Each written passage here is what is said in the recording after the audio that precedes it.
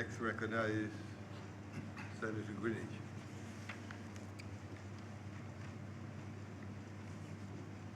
Thank you, Mr. President.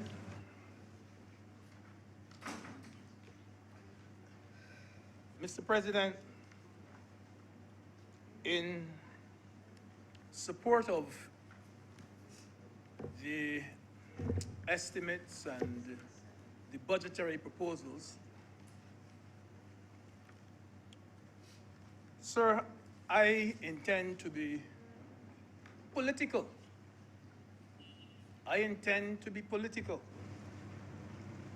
And the reason why I choose to do so, sir, is because this government of which I am a part has been accused of being an elitist government which looks out for its friends and its family. I choose to be political, sir, because this government of which I am a part has been accused of taking advantage of the poor for the rich. I choose to be political, sir, because the senator who accused the government of these things now himself belongs to a political party. And therefore, I presume that when he speaks, he no longer speaks as someone who comes under no umbrella, but he speaks of someone who is part and parcel of a political party and is only espousing his party views. Sir, I remember when I was doing history at university many, many years ago, my lecturer, Sir Woodville Marshall, I was making a point to him in a tutorial class, and he said to me, "Don't push the point too far, you may lose it." And what he was telling me is that sometimes when you try to reinforce your point and make it strong and strong and strong, it boomerangs, and you lose that point. Now, I would suggest to Senator Franklin that sometimes when he makes these points in accusing this government of all these malfeasances and so on, that he would take a look at our manifesto and he would see that the prettiest, the most handsome picture in that manifesto is the present opposition leader. And if he looks at the Covenant of Hope and look at the signatures, he will see that the most beautiful signature is that of the opposition leader. And sometimes when he pushes his point in here too far, he may lose it. It may boomerang and it may rub off on him and on the opposition leader. I begin, sir, where Senator Franklin began. He said that the new format in the House of Assembly was a sideshow. He called it a sideshow. He said it embarrassed the civil servants. Sir, I know that this is something new. It's a new format. And perhaps it does deserve some criticism. Senator Nurse made a similar point, but made it in a decent and a self-respecting way. Nothing about embarrassing civil servants. And sir, we know that with changes, sometimes you get some negatives, you get some positives. And we must not run away when we come across something that might have a few negative points about it. Now, I see differently. And sir, where the new format with the ministers sitting in the well with the civil servants, where that is concerned, I want to commend the Prime Minister. I want to commend the Speaker of the House. I want to commend the officers of Parliament and any other person concerned for this particular initiative. And I think that credit must go to them, sir, for conceptualizing this particular idea. I see this, sir, as another attempt by this government to make as much information as possible available to the public of Barbados. You bring them there and you actually see them at work. And I do not think, sir, that it is fair that we be criticized for our transparency. I see this, sir, as a way of telling Barbadians, you should know what is going on in government. You should know what is going on in your country. I believe, sir, that government is at its very strongest, sir, when the Barbadian feels that he is part and parcel of the decision-making process. And Barbadians got closer to that than at any time I can remember when they witnessed firsthand what was going on in the ministries of the government. Sir, a government can easily avoid controversy when everything is going well, when it's a government that is flushing money and it has no problems. That government can escape controversies. But it is the government, sir, that survives and which is able to function when things are rough. That is the government to be admired. And this is a government, sir, which I dare to say this evening, is performing very well in very harsh times. Mr. President, you and I know, perhaps more so than anyone else in here, we know that the government debates in the estimates debates can be very, very boring. They can be boring. And I believe that the format which has been used this year, if we continue with it, it will liven up proceedings. I personally enjoyed the involvement of the public servants. I enjoyed them. I didn't say anything about embarrassing them. I enjoyed seeing the heads of department and the PSs. You know, now a lot of people know what the permanent secretary's role is. Now a lot of people know what the head of department has to do. I thought it was a very welcome change, Mr. President, to an already boring format. For once, to me, the estimates had feeling. It had meaning. Because formally, sir, as you and I know, we got up, speaker after speaker in the House, we rehashed and we just remodeled the same speech that the Prime Minister made, and that was that. And we thought that that is something. But it was extremely boring. And you had to be a real politician or somebody who really loved politics to appreciate it.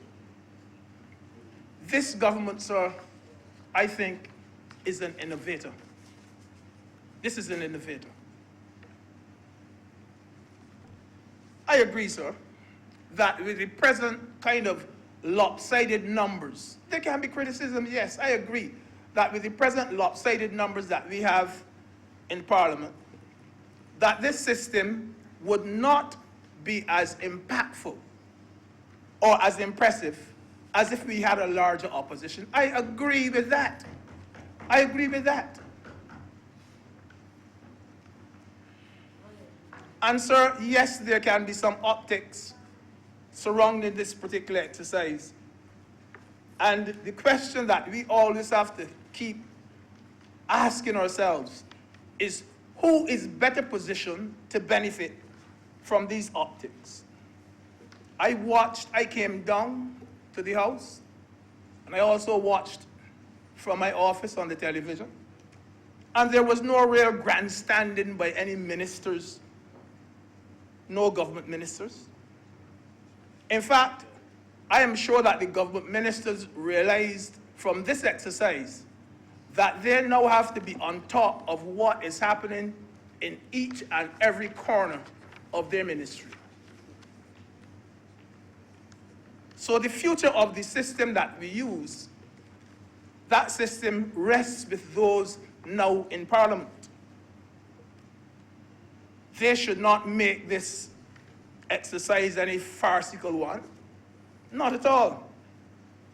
If they do not get this particular system right, then the public will lose faith in the system. And this is not the kind of format that should be treated as the place where one minister would ask the other minister, when you're fixing my road, when I can get a pavilion in the constituency. There could be some of that. But this is not what it is really and truly about. This is about asking piercing questions to the ministers about their particular ministry. Because this government still has to remember, sir, that the people who were so strong to give them every seat we wanted, that same public, those same people, they are still there, and they are still strong enough to take every single seat away from them. This government still has to realize that. And we cannot play games with the people's intellect. And we did not. And the impression should not be given that we were trying to take advantage of civil servants and public servants and so on in the exercise.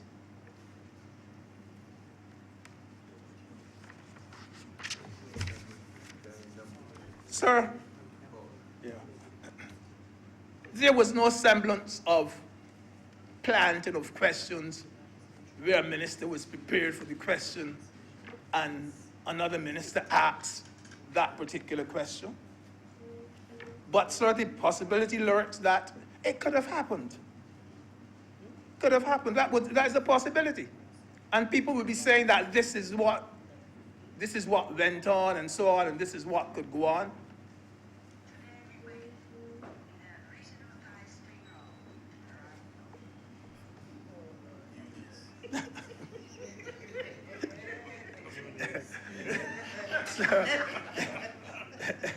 Sir,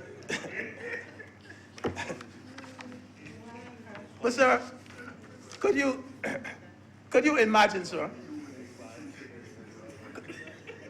Could you imagine, sir, what would have happened, sir, in the lower house if the last administration had introduced this particular system while they were in office? Could you imagine what would have happened if they would have had an opposition leader like the present Prime Minister asking questions? Sir, could you imagine what would have happened if in the Owen Arthur administration, David Thompson, the late David Thompson, had this particular system in action? You would have seen a real true opposition leader in action. You would have seen a true opposition leader. That's the truth. Mr. President, I left Parliament in 2003. And I went back to that chamber on 2 occasions since then. 2 occasions.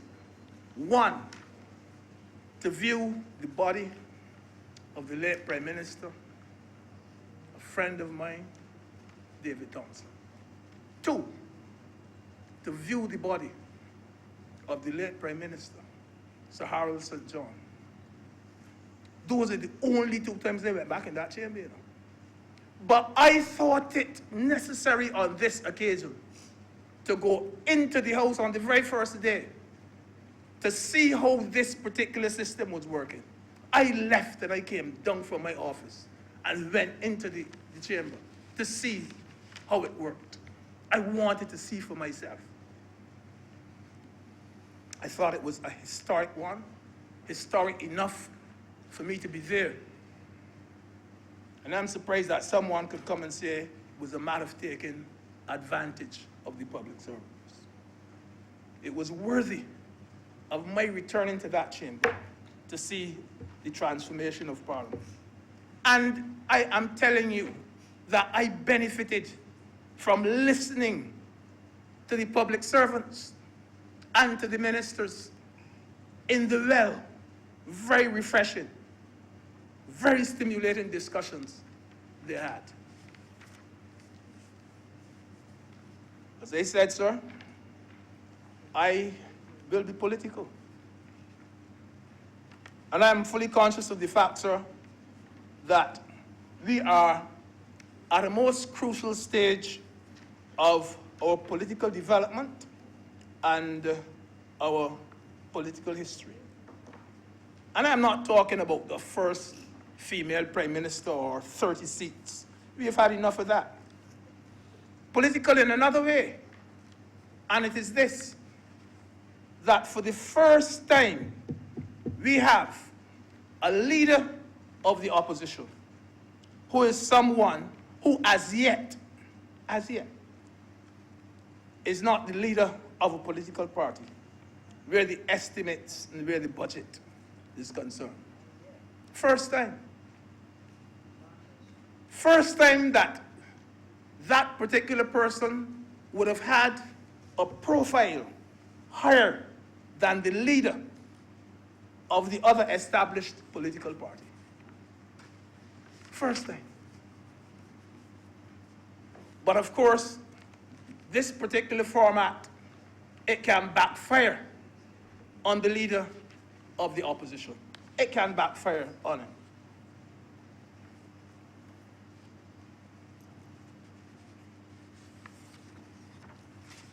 The format is tailor-made, Mr. President, for the leader of the opposition. This format is tailor-made for him. In certain jurisdictions, this is the opposition leader's trump card. This is his trump card. Being there to see those ministers perform in the well.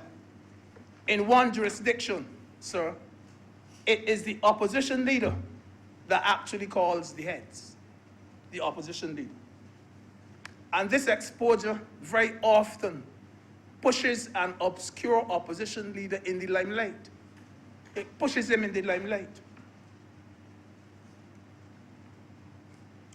Our opposition leader, sir, and his team may very well think that he has nothing to gain from the exercise.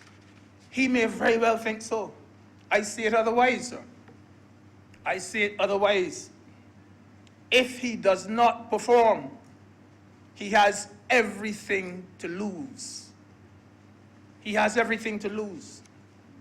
No one has ever been given the privilege, Mr. Speaker, of delivering his own eulogy at his funeral service. No one has ever been given that privilege. In politics, it's different. It's different.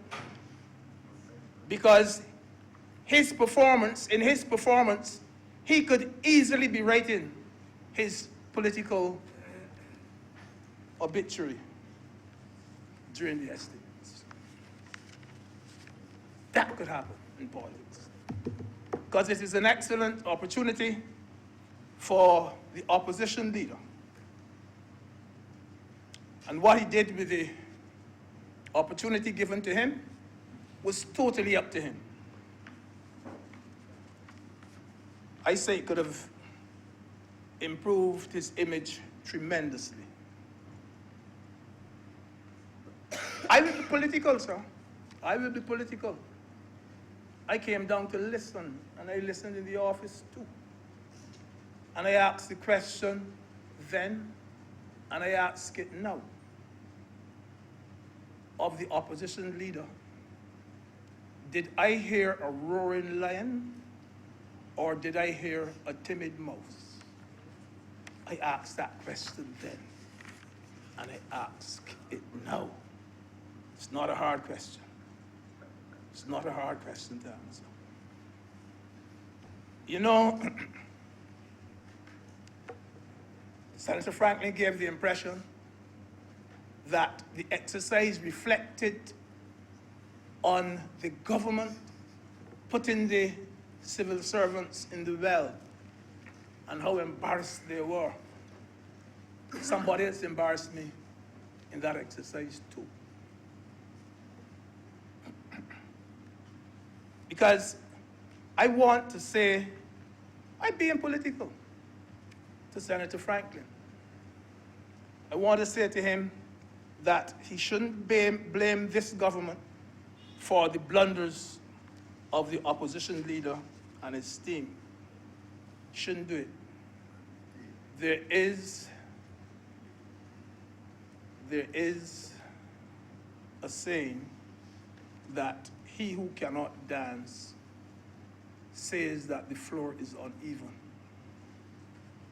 He doesn't blame himself for not being able to make the steps. He blames somebody else or something else.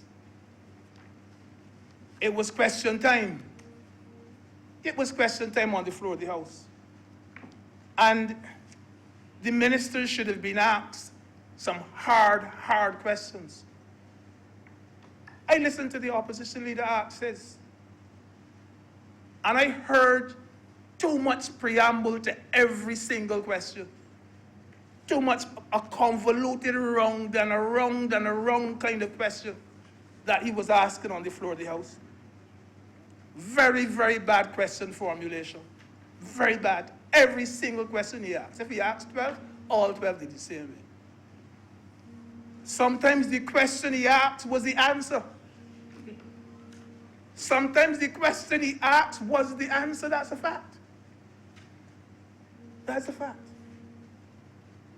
The way the question was put very often determined the answer that was given. That's a fact. There were no embarrassing answers. There were only embarrassing questions. Some of the questions he asked were speeches. They were speeches. So I would say that any small remnant of a political future that he has will depend, I'm not saying they're gone yet, will depend on what use he makes of the system in the future. A system in which he is in a privileged position to steal the show. I was very heartened, Mr. President, by the responses from the other ministers as they were quizzed about their ministries. And it showed that they were on top of the situation and they knew what was going on. You know, I think I should even big up Minister McConney, because she spoke on technology in the public service and she did a remarkable job.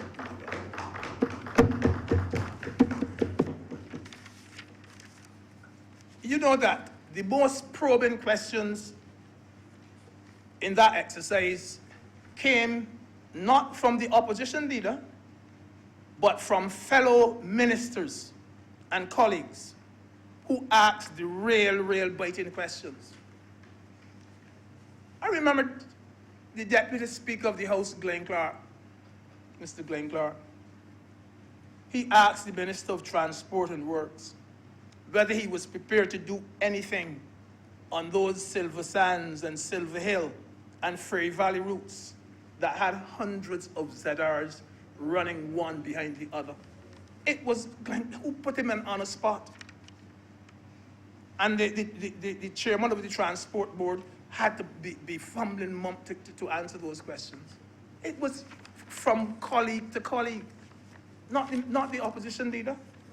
It was Minister Cynthia Ford, for instance, who asked, not the opposition leader, who asked the Minister of Health about 30 bodies which are still in the morgue. And that fact shocked most Barbadians. These are questions I expected to come from another direction. I heard a timid mouth. I heard a timid, I'm going to be political. I heard a timid mouth. You know, sir, I also thought, and I'll be honest, I was very impressed with Minister Simmons. I thought he was extremely dynamic and brilliant representation of his ministry. But then you hear the comments coming from the leader of the opposition to Senator Simmons, to Minister Simmons. He said things to him like, this is the leader of the opposition speaking. I commend the minister for his answers. He has earned his day's pay for today. That did not help the opposition leader. That didn't help him. He's a very good man. Not a good politician. Not a good politician, he's a good man. And he also, things like, the minister answered the question so well that he actually anticipated my next question. No. A good man, but not a good politician. So, Mr. President, I didn't want to take up the whole thing on the format in the House of Assembly, but the way Senator Franklin dealt with it, I thought that I should at least have addressed it. Now, I now want to say a few words on the budget.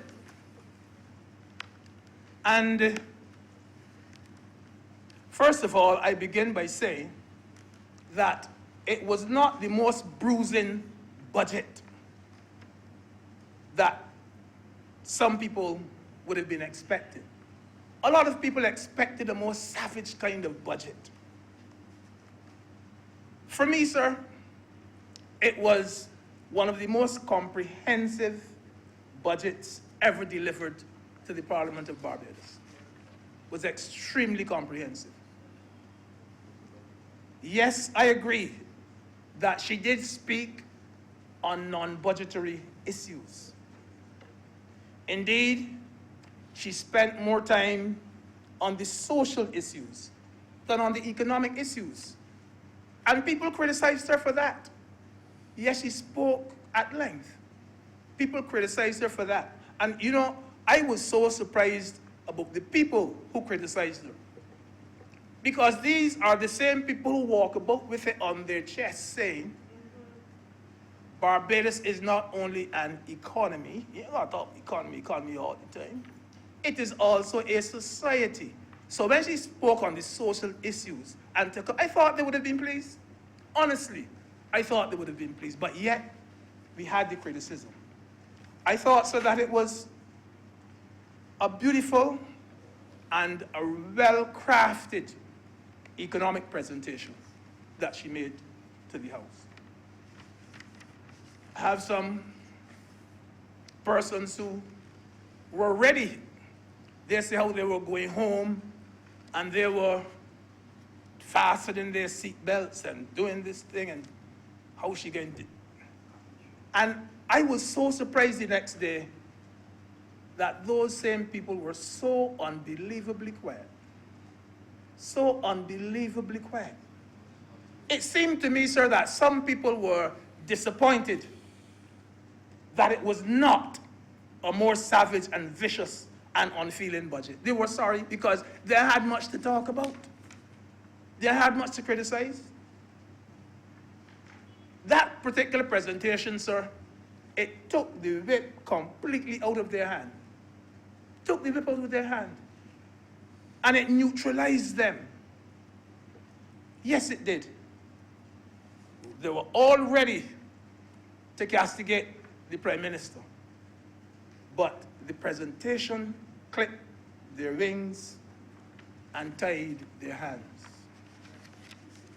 Sir, I want to say that our economy is still like a person who has a major sickness and who has to have a long recovery period. Even today, plastic bag song, "The Country's Sick," is still very, very apt. Still very, very apt. And it is our duty as a government to explain to Barbadians that we are still in a very precarious position. To let them know, sir, that our recovery cannot be at the pace that most Barbadians would like it to be. We have to let them know that so far, we have only been able to scratch the surface. We have to let them know that we had to come from even farther than we had initially thought. Things were worse when we got there than we thought. We must remind Barbadians, Mr. President, that before us, there was a particular group that did everything possible to hold on to the reins of government for as long as they could. And in so doing, sir, they gave us the impression that the economy was in good shape. When we got there, it was different. So in cricketing terms, Mr. President, the wicket is now being prepared for the ultimate improvement of our economy. And we as a government, sir, we know what our focus is, we know what our mission is, and we know what our strategy must be. And they all will center around the rebuilding of our financial and our economic base. I have always said, and I've said it here, right, that our Prime Minister is a doer. She doesn't believe in the maxim, to avoid criticism, do nothing. And so as a doer, she will face criticism. She will get criticism. The Prime Minister knows full well, sir, that you cannot build a political reputation on what you are going to do. You can't build a reputation by what you are going to do, sir. Every inch, sir, of your reputation is going to be measured by what you actually do. And she knows that, sir. And those who want her to adopt the style of the former Prime Minister, wow, they are going to be so disappointed. So disappointed. We admit, sir, that we have encountered, there have been social consequences as part of our recovery process. We admit that. Heavy taxation, job losses, retrenchment, yes. These are virtually unavoidable in an IMF program. We have tried our best. We acknowledge the pain of those who have lost their jobs, and we have set up a household mitigation unit to help cushion the blow. But we feel it. We feel it. Indeed, sir, during her presentation, the Prime Minister herself apologized for the layoffs. And her direct words were, "Life does not always come in a straight line." That is what she said. She said, you could hear the pain in her voice when she was saying it. She said, sometimes you have to cut off a toe to save a foot. That is what she said, sir. And she spoke about how the layoffs worried her and about the sleepless nights that she had. Sleepless nights, sir, she said. I believed her, sir. I believe her. I believe that she had sleepless nights. But I remember another prime minister, sir, before her. And he said that he didn't care about downgrades. He was not losing sleep over downgrades. And I believe him too. I believe him too. But what a contrast. What a contrast. One is saying, I had sleepless nights. One is saying, I'm going to lose a week. As long as I'm Prime Minister, that is what matters to me. I ain't losing no sleep.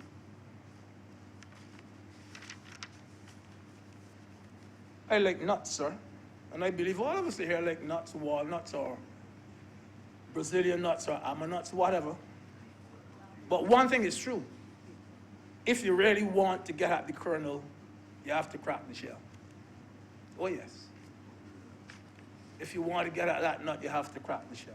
If you want to enjoy this country tomorrow, you got to make sacrifices today. You got to make some sacrifices.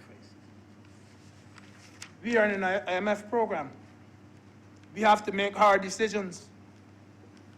One thing we can do in making those decisions is to console ourselves with the thought and the knowledge that nearly every country that properly made these harsh decisions, they have come out of it, come out of that financial hole, and they're seeing a better life today.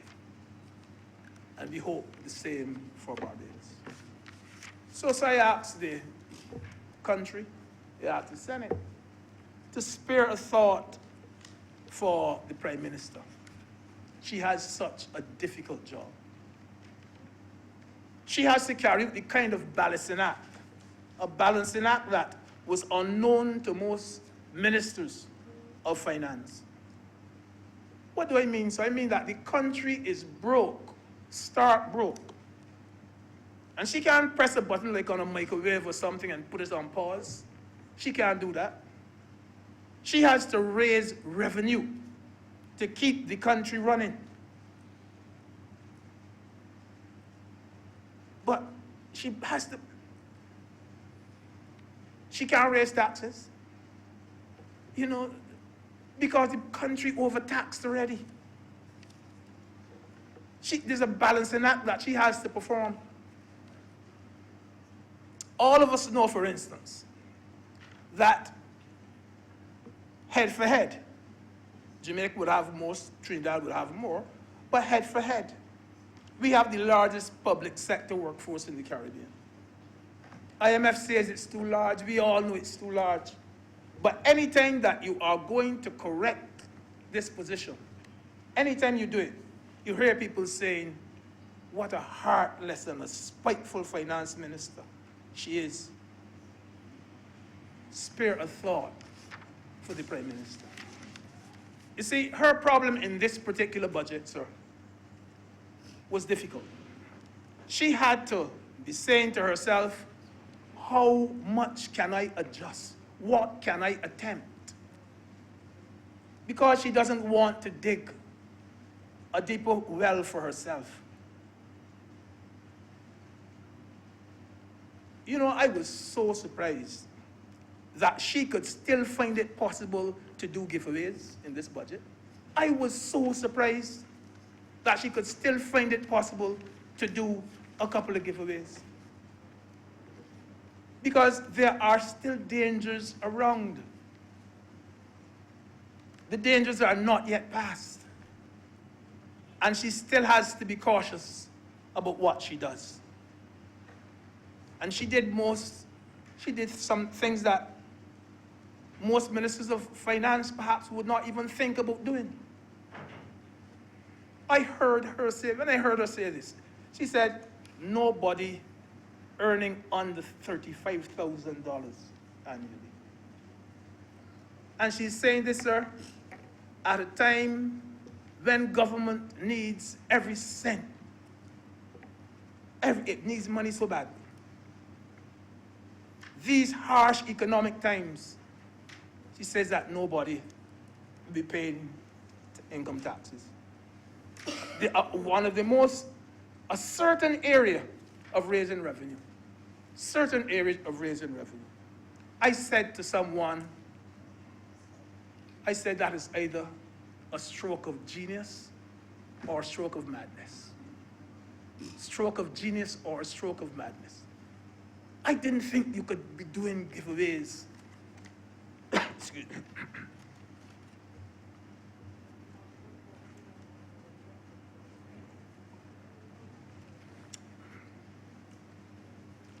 But I realized, sir, that she was actually putting people before herself.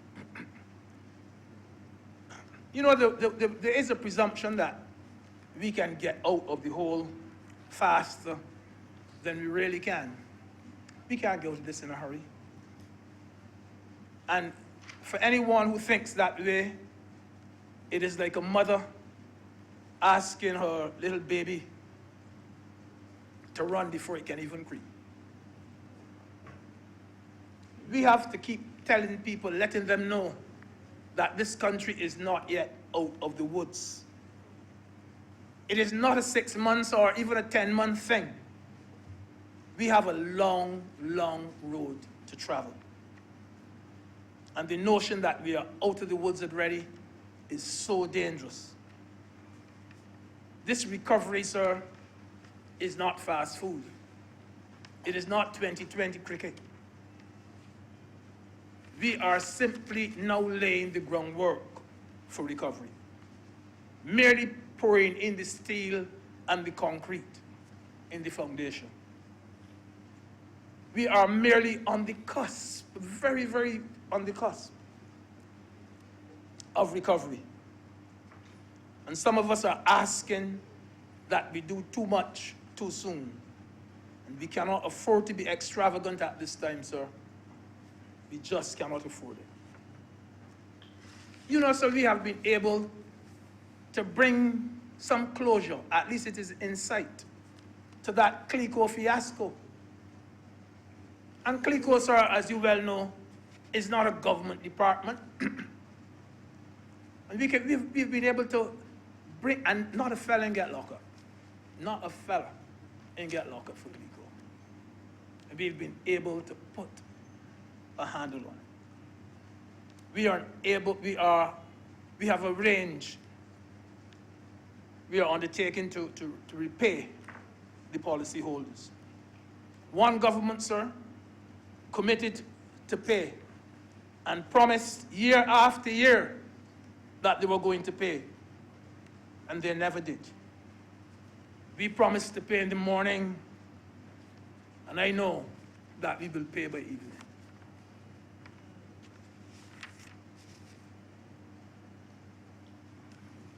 Sir, let me make the point again, sir, that our Prime Minister is one of the best politicians in the Caribbean. No doubt about that. Yes, she is aware that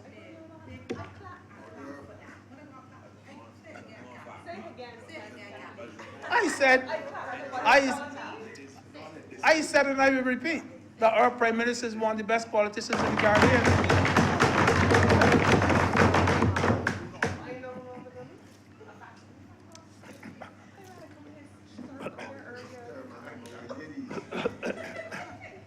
But one thing I'm sure, sir, is that she's not going to do all of those rash things that people are calling on her to do.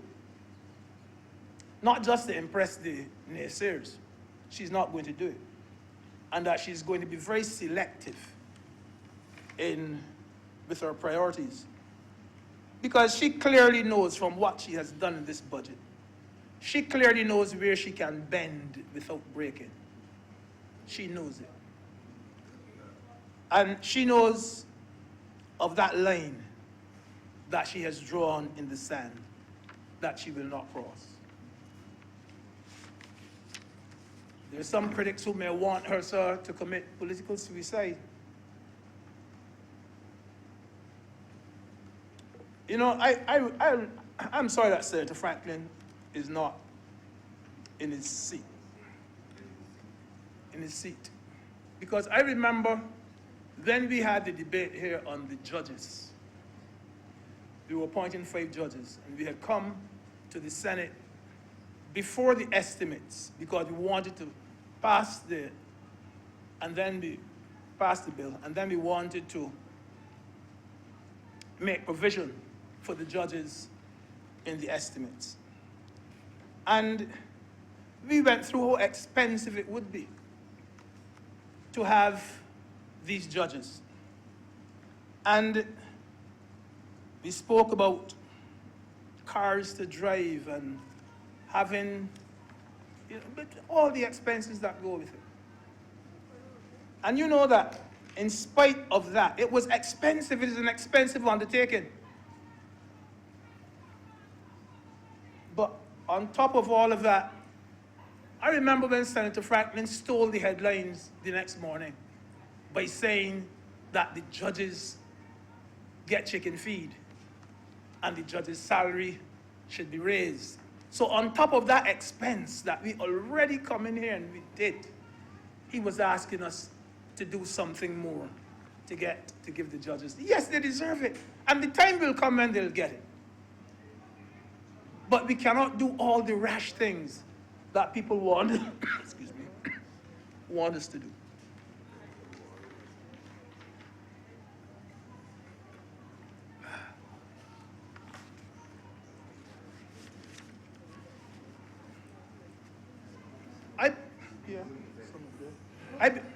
I believe, sir, that the reason for all of this is that there are certain optics in Barbados now that give the impression of a recovery. You know, people have seen us give the pensioners a raise. They've seen us start paying back. You could say paying back. Because we had stopped.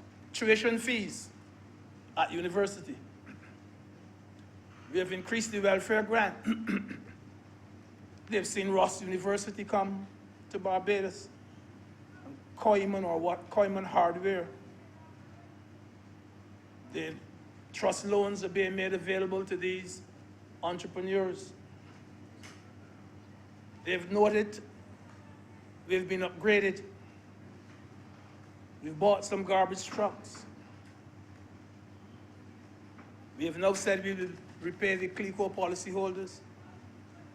These optics, these things, perhaps are causing people to believe that we have arrived and therefore we can do this and we can do that.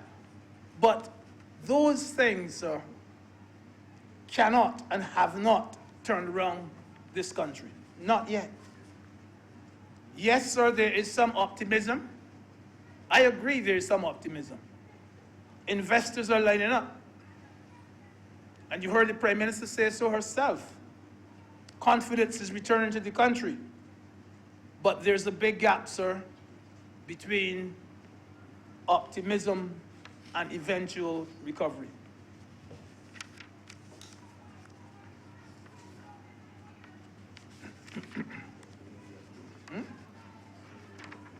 Yeah, I don't know what it is. Huh? I don't know what it is.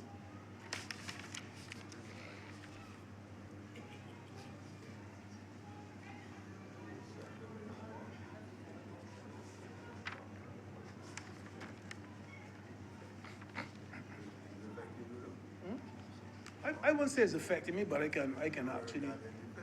Huh? I can actually hear it, but I don't think it's actually affecting me. It's just that. I'm going to wind up though, sir, because I'm not going to speak about the sandals and the other things I have. Yeah. Push those, huh? You understand? All right. Mr. I have a question here that I asked. And the question is this. Sir, why do we have to pull down our own people just to make a political point? Why do we have to pull down our own people just to make a political point? And I say so because, first of all, sir, Senator Franklin had made the same point, not today, in a previous debate. And also the leader of the opposition made the point in his reply to the budget.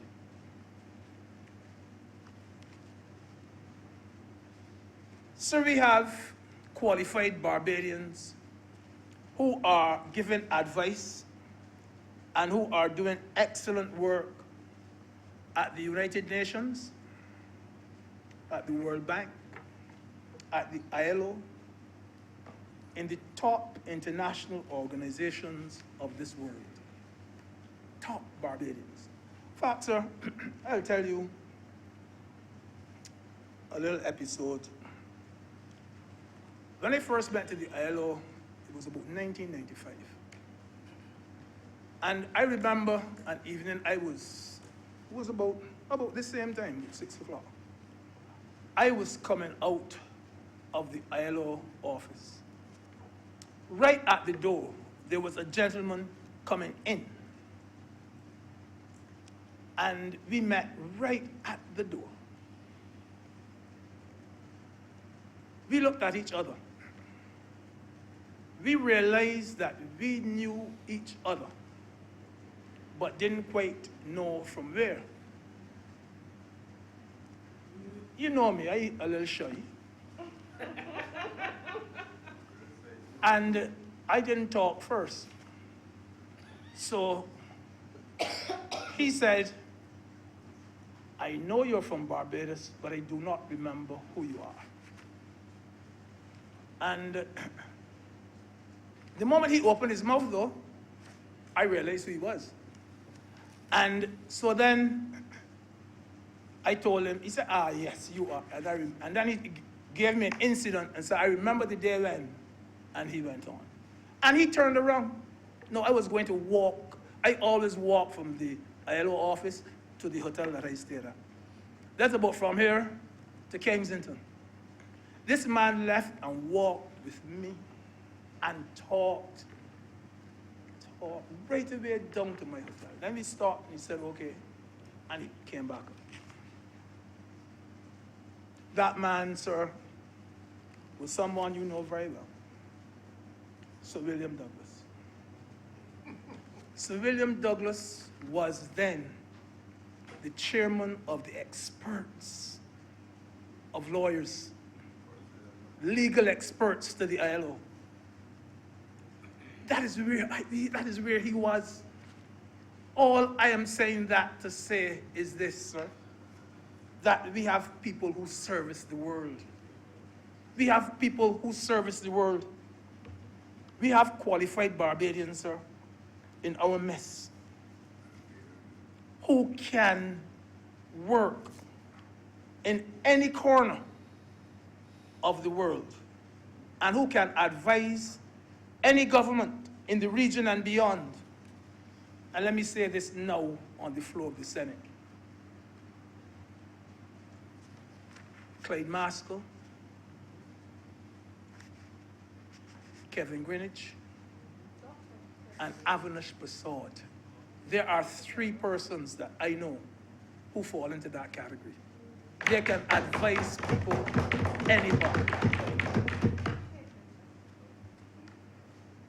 You want to tell me, sir, that they can advise the best, but we can't use them to advise us.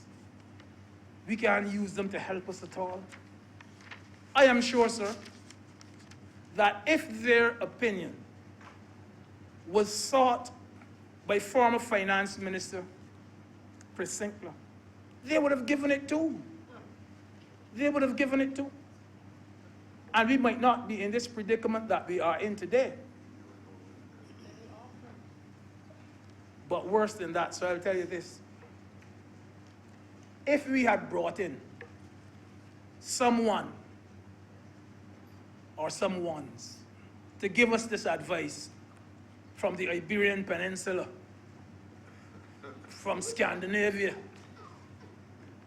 from wherever, I know who would be the first person to say, and we had the people, but here, when you use it, well, you're all gone and bringing people now to advise it. But we use people from here that we know capable.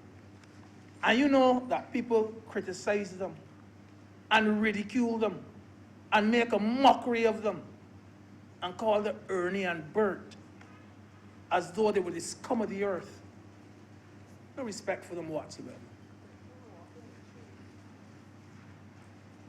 Sir, I say to this Senate, it is much easier to be critical than to be correct. Much easier to be critical than to be correct.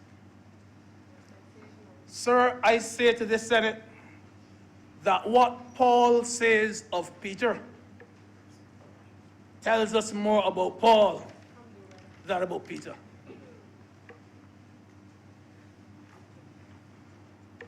I say to this Senate, sir, that second-rate minds condemn everything which is beyond their grasp.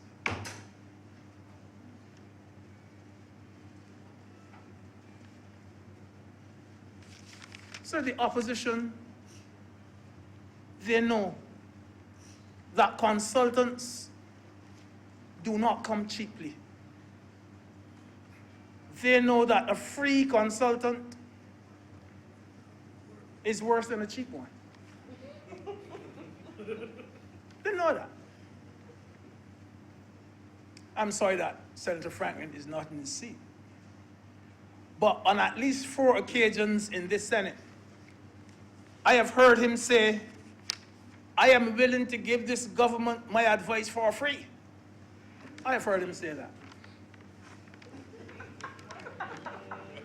And perhaps, sir, he has wondered why the government is refusing his free advice and taking the advice of others for thousands of dollars. I asked Senator Franklin one thing. You are willing to give the government free advice on what? That's all I asked. On what? On what? But you know, the Prime Minister answered that question better than any of us could. You know what was her answer and how she answered it? These are her exact words right here. You do not bring a butcher to do a surgeon's job.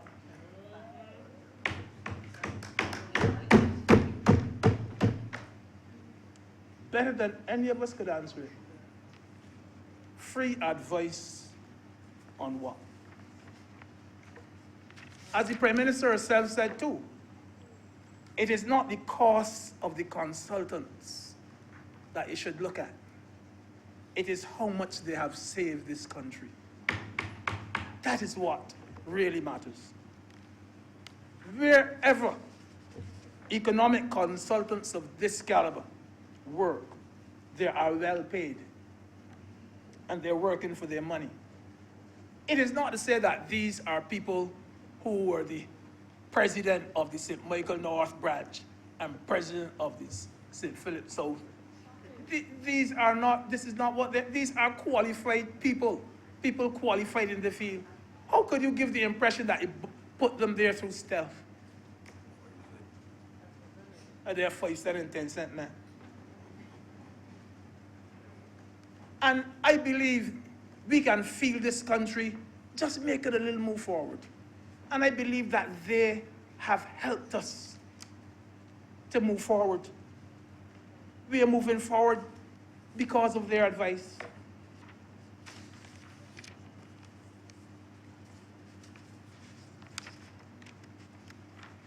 Sir, I didn't talk for now yet. I bet not yet.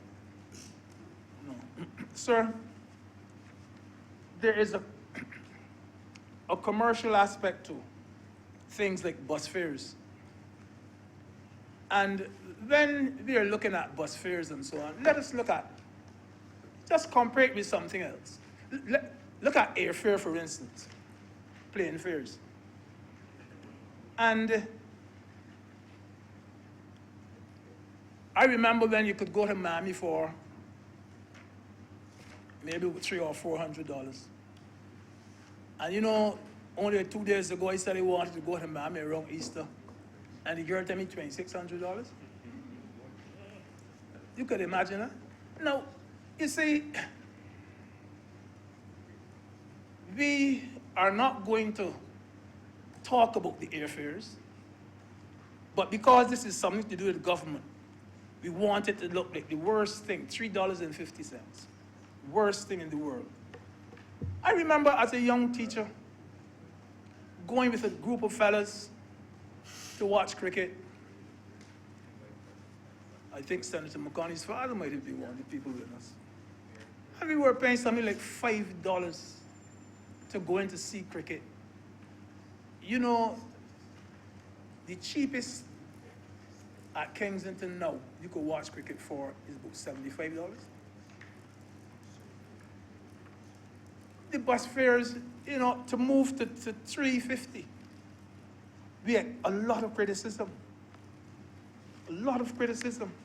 And you know, when you calculate the economic cost and the true worth, the true value of a trip on a transport board bus by a commuter, it works out to $5.40. $5.40. No, that trip, you don't wear to wear. Because, let me tell you why you don't wear to wear. Because in Miami, I take a bus and I go from the hotel straight down a straight road, Bram. And it gets me there in about 5-10 minutes. And I pay $2.25. That's $4.50 Barbados. The bus fare that we have here, all that happened is that successive governments, successive administrations were too scared to increase the bus fare. But we knew all along that it should have been increased. It had to happen sometime. And we were bold enough to take the step. We're being criticized for it. But we have to realize that the transport board has to buy buses. It has to pay drivers. They got to put in diesel. They got to put in oil. They got to buy tires. They got to pay mechanics. They got to pay the people in the office. They got to pay insurance. All of these overheads. And how long gone up? Yes. But, and remember too that the pensioners, the policemen, and the school children, they are still traveling on the buses free of cost. Now,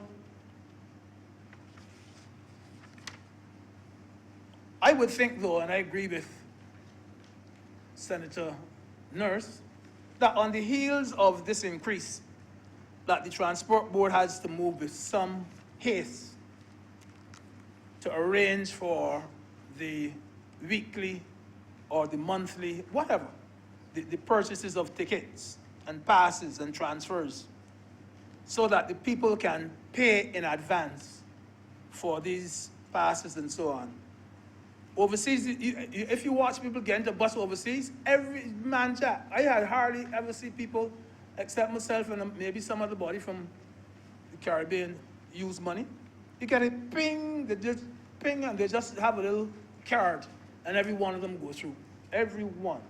So I think that sooner or later too, that most of our transport on the buses are going to be no money kind of transport, where you would have bought the tickets beforehand, as the Prime Minister says, and you would have a reduction in the cost. And I think it's a good idea.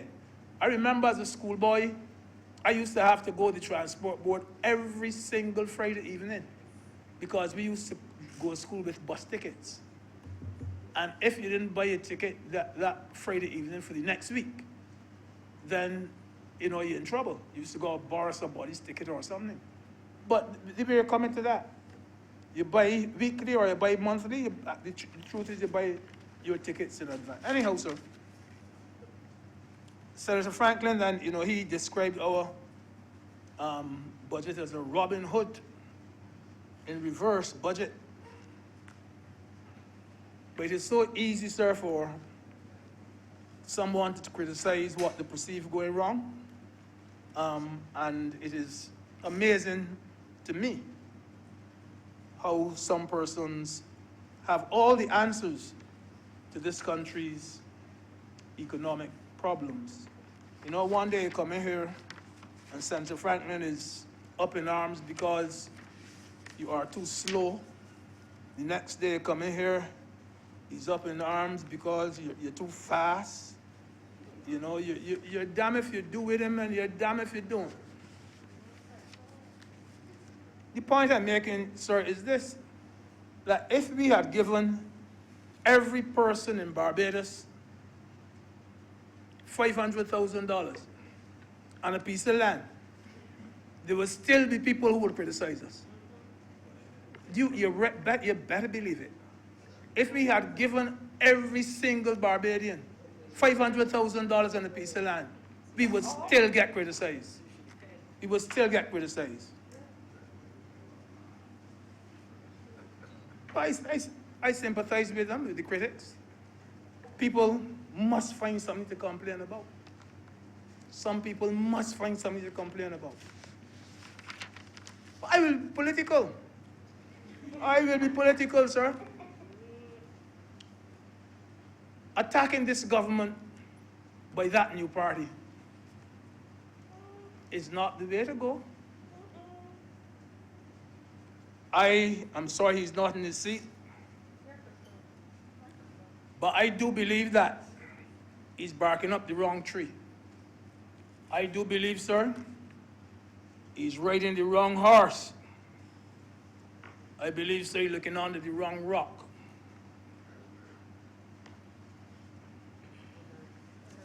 Because the formation of that new party, sir, is not designed to destroy this political segment to which I belong, to which we belong, because we know that we are relevant. In fact, we are very, very relevant. That new political party will have its battle for political relevance and political validity with another franchise. Not with this one, with another franchise. And so to him, sir, I'll be political to him and the other members of his group. I say to him, people still believe that you are harvesting what you did not plant. Not a fella in this country has ever put an X to say whether that new party is relevant or not. Not a fella. In fact, Dr. Bell was analyzing the whole situation on Sunday on the program, and I heard him refer to it as a political farce. Because the country has already spoken to the relevance of the third parties. Some of them got 50 votes when you add them up, 100 votes. So at least they can say they have a small base, and they know what their base is and where it is. But it is indeed very strange, because you have a political party now, so you can got to take political licks. You can got to take political licks. Yeah, it is very strange that a party receiving the second most votes is not occupying certain seats. It's strange. And that is where the battle is going to be. That is where the battle is going to be, because you're harvesting what you did not plant.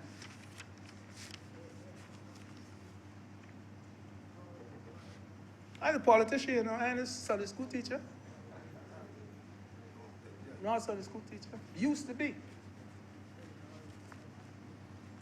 I know, but the party goes to and all them things.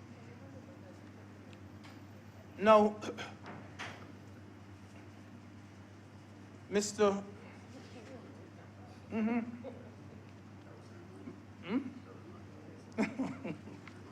That's right.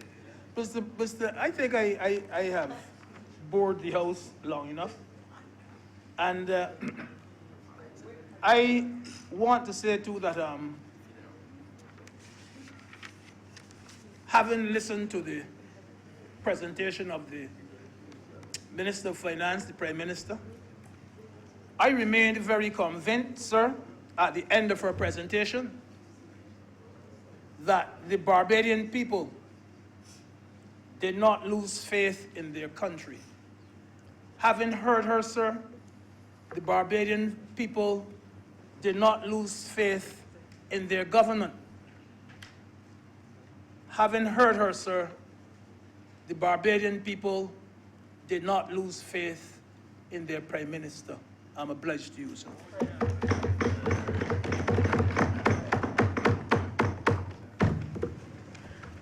Senator Hayes, this is law. Please continue. Mr. President, I thank you this evening for the opportunity to rise to lend my voice in support of these estimates. These estimates are a representation of this government's choices.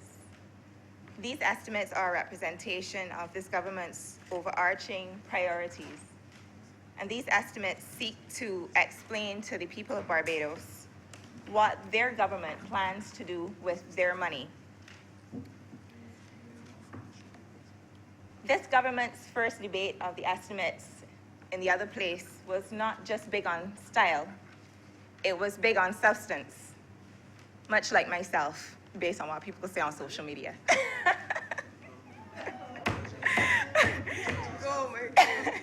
The estimates indicate that this government is fully committed to not leaving Barbados in the state in which we found it on May 25th, 2018. We have turned our backs on an era where political expediency and personal profit left Barbados broken and bankrupt, and are walking into a new era where responsibility and responsiveness have led to surpluses and upgrades. So I'm not going to do like other members who are not in the chamber at this time and bluff and bluster. We all have a copy of the estimates, and I would like to draw your attention to a few things. So you can turn to page 5, table 6. And what I would like to draw your attention to is a heading that says debt service. The estimates approved for the period 2018 to 2019 had 1.69 billion Barbados dollars allocated to debt service. The upcoming fiscal that just passed in the other place, this fiscal year we are looking at $711 million in debt service. That's a $1 billion reduction in Barbados' debt service, a far cry from where we were 10 months ago. Once again, we're dealing with facts and figures, so I would like you to turn to page 8, table 8. And I want to show you where you can find the surplus that was recorded at the end of the last calendar year. Under capital expenditures, you would see that there was $573 million towards capital expenditures, and our amortization was $373 million. If you subtract the amortization from the capital expenditure, you get an idea that we have a surplus in the range of around $200 million. So we can see that we in this House who supported the debt exchange, that supported that, we are now seeing the fruits of the sacrifice. There has been pain, but indeed there has also been gain. And this is not the first time that Barbados has faced hard times. I was about 7 or 8 years old, but I can recall clearly the 8% cut, because that was the big talk back in the early 90s, 8% cut. Every single civil servant that was left after 4,500 civil servants were sent home saw a reduction in their income. Yes. Suffered the same fate, absolutely. And in the more recent past, 2013 to 2014, we saw about 3,500 civil servants sent home. Many sent home without a penny of severance. Many sent to a tribunal that did not exist. This is the first time that Barbados has faced a national crisis, a far greater scale, one could argue, than happened in the early 90s or even 5 years ago. Yet, our leadership made the careful decision that the workers of Barbados should not shoulder the brunt of the burden. So once again, we're still dealing with facts and figures. We're still on table 8. I will draw your attention to the section that says personal emoluments. During the period 2017-2018, $723 million were expended on personal emoluments. How could it be that in a period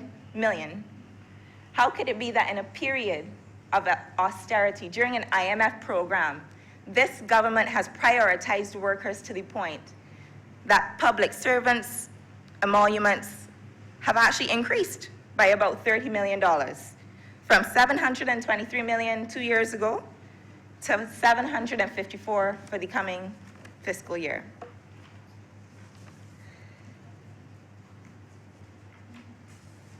Unlike the 2 examples that I had previously shared, it is clear that we had made a decision that the burden must be shared. Labor cannot carry the entire burden. If we had to make a decision, if we had to take a sledgehammer approach like the previous administration had, we would have had looked to send home approximately 10,000 public servants. Approximately 2/3 of the public servants would have had to go home in order to accomplish the gains that were made through the debt restructuring. The debt restructuring that was in large part coordinated by the actions of Ambassador Maskell and Professor Prasad, who are so frequently ridiculed in the House by the leader of opposition business. Ultimately, our aim is to preserve the Barbadian way of life. Even through the rigors of an IMF program, this Mia Motley-led administration saw it fit to give public servants the first wage increase that they had had in 8 years. They saw it fit to reinstate free university tuition at the University of the West Indies to the benefit of working class people. Because I can tell you, I don't know if Senator Franklin has a degree or not, but I would not be a doctor today if my parents had to pay for me to go to the University of the West Indies. So that is something that I take great pride in having seen reinstated. They also prioritize being current in their accounts. This is the first time that the government has been current in a decade. And we're making a point of clearing arrears, clearing the VAT returns, the corporate tax returns, and the income tax refunds that are owed to the public. 80,000 individuals will benefit from receiving tax refunds within the next few months. Further to this, the issue of CLECO, an issue that was largely neglected. Promises after promises were made.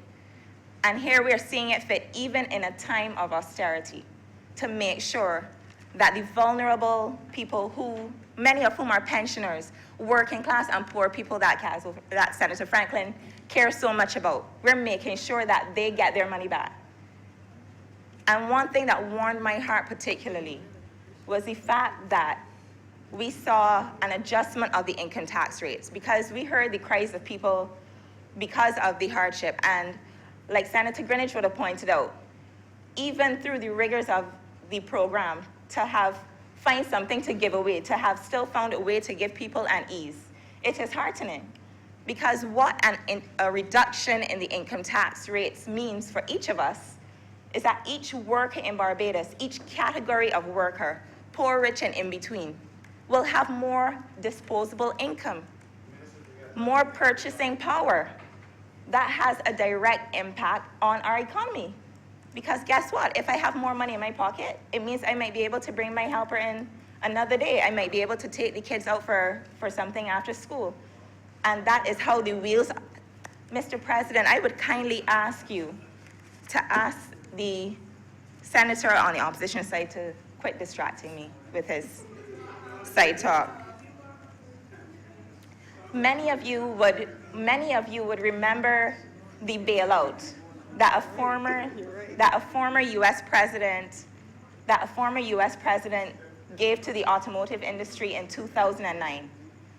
And what I am seeing between the income tax refunds and the slashing of the income tax rates, I choose to see that as a stimulus, an economic stimulus for Barbados.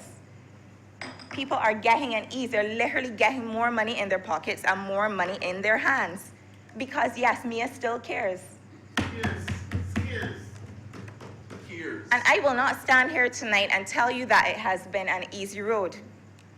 Difficult decisions have had to be made out of necessity. We all know where we're coming from.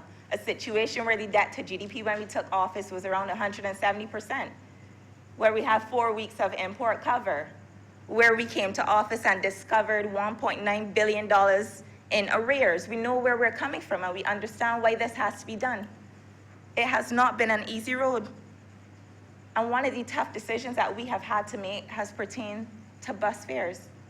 But the reality is that the situation simply was not sustainable.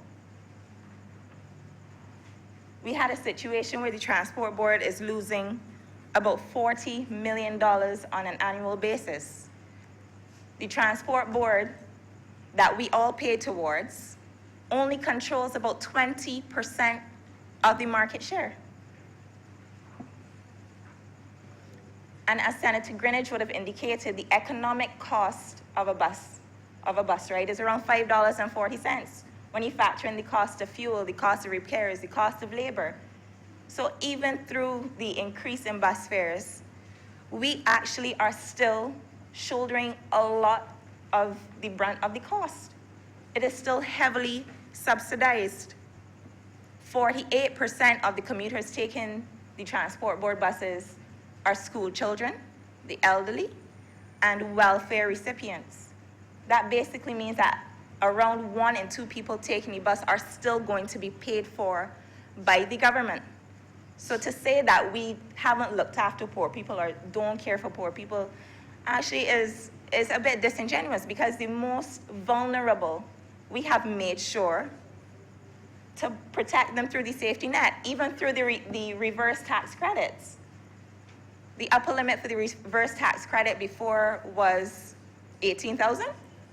We have now done it so that anyone making under $25,000 or less a year will benefit from a reverse tax credit. Further to that, the previous administration had slashed the reverse tax credit down to $650.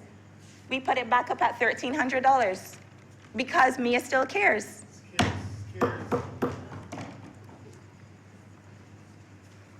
So austerity is definitely bitter. On budget day, I remember going on to Facebook, and one friend posted a photograph of a Vaseline tub saying she's preparing for budget. But I responded by posting a picture of Buckley's. And I just said, it tastes awful, but it works. So we're taking our Buckley's with a spoon of sugar. And that sugar analogy might not be the best one to segue into my talk on health, but we'll move on into health. So earlier we spoke to these estimates being about priorities. And I was heartened to see that the provision of health services in Barbados has been ring-fenced. Just about a week ago, I saw a surgeon from my former place of work. And she asked, how could you guys cut the budget to the QEH? So I had to take the time to explain to her, and I will take the time to explain to the House and to the public how the QEH is being financed. Okay, that is on for those who are following. Did I lose my marker? No, here it is. Okay, so it's on page 267 if you have your estimates. So the approved estimates for the Queen Elizabeth Hospital for the period 2018-2019 were $145 million. Anyone casually looking at the estimates for the upcoming fiscal year would see $129.5 million. What I had to explain to her, and what I will explain to the House this evening, is that everyone here certainly should recall that we had voted on something called the Health Service Contribution. It was one of the first bills that we passed in this chamber when we were first appointed. What those funds seek to do, actually what those funds are doing, $4 million every month go directly towards servicing the Queen Elizabeth Hospital. In a full calendar year, that is around $48 million. The other thing that I had to draw to her attention is that we front-loaded healthcare. So you might recall that in the Prime Minister's mini budget, we front-loaded healthcare through the provision of funds to the renovation and upgrades to the Accident and Emergency Department. So $11 million went to Accident and Emergency, and an additional $3 million went towards upgrading 2 polyclinics that we'll speak to in a bit. So when you actually do the math between the health service contribution, what's allocated in the estimates, and front-loading with the $11 million for the Accident and Emergency renovation, we're actually at $188.5 million for the QEH. And I would draw to your attention, remember last fiscal year, they only got $145 million.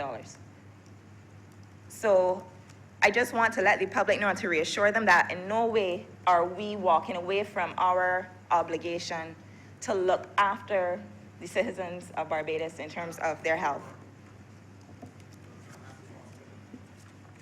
Your facts is separate than mine. Now, with regards to the Accident and Emergency Department, I had mentioned the $11 million that was allocated through the mini budget. And based on my listening to the chairman of the QEH board and the Minister of Health during their presentations in the House, we're already seeing signs of improvement. So as I was made aware, the door to triage time, or simply put, the time between signing in and your first point of contact, which will be typically a nurse, has been reduced from about 45 minutes to 25 minutes. And I had the unfortunate experience recently of having to go to A&E with a relative, and I could attest to it. And I actually posted it on my Facebook saying that I was actually blown away by how quickly and efficiently we were dealt with, and with the level of communication that we had received through the patient advocates and so on. The other thing is that I want to draw to your attention, Mr. President. The other thing that I would like to draw to your attention is that rather than having a nurse-based triage system, we now have a physician-based triage system, which is really the standard of care. So if you're having, let's say, a heart attack, the level of clinical acumen would be of a certain level that we can pick it up a bit earlier if you're dealing with a physician at the point of entry, as opposed to dealing with, as good as our nurses are, than dealing with a nurse. From June 1st of this year, it is expected that the 24-hour service will commence at 2 polyclinics, namely the Winston Scott Polyclinic and the David Thompson Polyclinic. Both of these polyclinics are expected to be provisioned with ambulances as well, which is a great move because what we're trying to do is to decentralize from just the ambulance service here in town, and I believe there's ambulance at Arch Hall Fire Station. You'll also have one on the east, which is a fantastic move. So we will take a look now at what we are doing for the polyclinics. And many of you would have noticed a change in the nomenclature of the ministry, from the Ministry of Health to the Ministry of Health and Wellness. And we have prioritized wellness for a number of reasons. Because if we can stop disease before disease sets in and becomes established, we as a nation will be way better off. So you would notice the two main polyclinics that will be having the 24-hour service provision. The Winston Scott Polyclinic's budget has gone from $5.8 million to $10.6 million for the upcoming fiscal. The David Thompson Polyclinic, its estimates have, the approved estimates from 2018-2019 were 2.1 million, it's gone up to 3.6. And across the board, all of the polyclinics will be benefiting from an increased level of funding. We also have heard of the intention to increase the number of what you would call community health nurses. So basically, they'll be able to go into the community, see shut-ins, see the elderly, the kind of people who might have a bad foot and stay home and let it fester and then show up in the ER in extremis. These are the things that we're trying to avoid by dealing with the issues frontally. Senator Franklin made reference to care for the elderly. It almost sounded, I'm hoping that I'm wrong, but it almost sounded like he was attempting to justify the elderly being left in the QEH. I can tell you, my twin sister worked in A&E for almost 4 years. And a couple of trends were noticed. Yes. He had seen my sister at one point. A couple of trends were noticed. We would see upticks in the elderly being dropped off around crop over and around Christmas time. So yes, there are cases where you're having a challenge with a mother, father, aunt, uncle with dementia, or who has a condition that you simply can't manage. But then there are other cases where people are perfectly fine to go back home and to function. And many times your relatives at home are benefiting from their NAS and their pensions while they're not there. And it's not fair because at the end of the day, the Queen Elizabeth Hospital is a tertiary care facility. The cost of maintaining a patient in a tertiary care bed for a year is $308,000. There's no way that we can justify. There's no way that we can justify it. So what this Minister of Health and Wellness has sought to do, he had spoken to in his presentation to the fact that they actually have an ongoing program with the Barbados Defense Force, utilizing funds that were donated through philanthropic agencies. They have already renovated 2 wards at the geriatric hospital. And the government is really putting its money where its mouth is as far as care for the elderly goes. Page 275 of the estimates, we're looking at the funding for the geriatric hospital. A $700,000 increase in the geriatric hospital's budget. $600,000 budget increase for the St. Philip District Hospital. The Gordon Cummins District Hospital is getting $120,000 increase in its budget. So, truly, we can see that our priorities are in the right places. We're looking after the elderly. We've ring-fenced education. We've ring-fenced healthcare. Every Bajan is going home with more money in their pocket because of the reduction of the income tax rates. So, a lot of the commentary that or atmospheric noise as the PM referred to it as, I truly don't believe has been fair. And I believe truly that anyone who has sat and watched all 5.5 hours of the estimate, so that they would not have missed anything that she said, would be aware of some of the initiatives that the government has chosen to prioritize. You didn't have your time. Why don't you allow her hers? There are other perennial problems that we're facing in the public healthcare system. And one of those perennial problems relates to a critical and chronic shortage of nurses. So many of the nurses who are successfully completing examinations at the Barbados Community College are not meeting the standard on the regional level. So I was made to understand that the last sitting, I'm not sure how many had sat the examination, but about three or four persons passed the examination, and I believe this is something that we need to look at. And the government, once again, is dealing with the issue head-on. PM had made reference to the fact that a sister university of Ross University, which has a nursing school, is going to look into training and retraining even some that would have gone through the 3-year program and perhaps wouldn't have passed the regional exam, to get them to a level. And we're going to try to get those young women and young men to the point where they can go out into the communities, because as we said, the priority is on wellness, keeping people from getting sick to start with. And why are we doing this? We're doing this because about 12 new patients go on dialysis every month. We are doing this because a Barbadian has a 37% chance of dying from a heart attack or a stroke, when the international standard is around 8%. We have a problem. We are doing this because currently 1 in 4 adult Barbadians suffers with a chronic non-communicable disease. That would be diabetes, hypertension, certain cancers, and so on.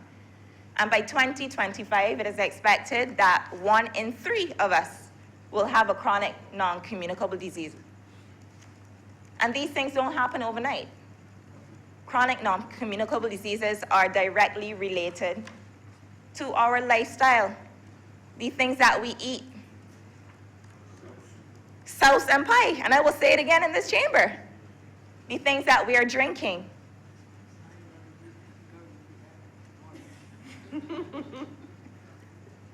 We have an epidemic of childhood obesity, where 1 in 3 children is either overweight or obese. We are setting them up to fail. We are literally dooming them. So I can fully get behind the minister and the ministry's effort to deal with health, and particularly with the emphasis on wellness. And I've gone through the estimates and shown you how we are seeking to prioritize wellness initiatives.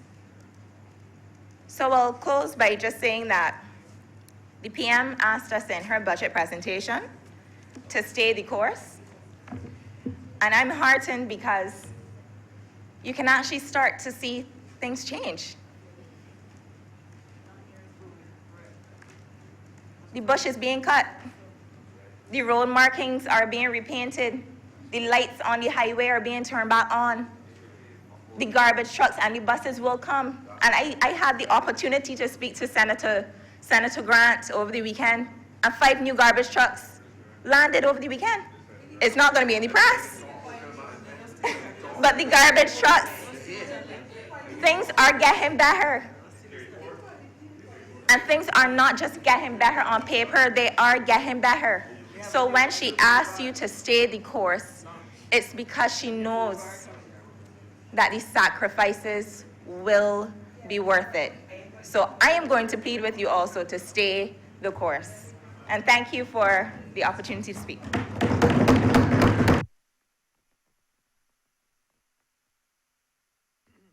Mr. President, this brings us to the end of today's business. I want to move that this sitting be suspended until tomorrow at 10 a.m. and to remind members that suspension means that we start at 10 and there's no formalities. We just start at 10 a.m. tomorrow. Thank you. Question is that this session be suspended until 10 a.m. tomorrow.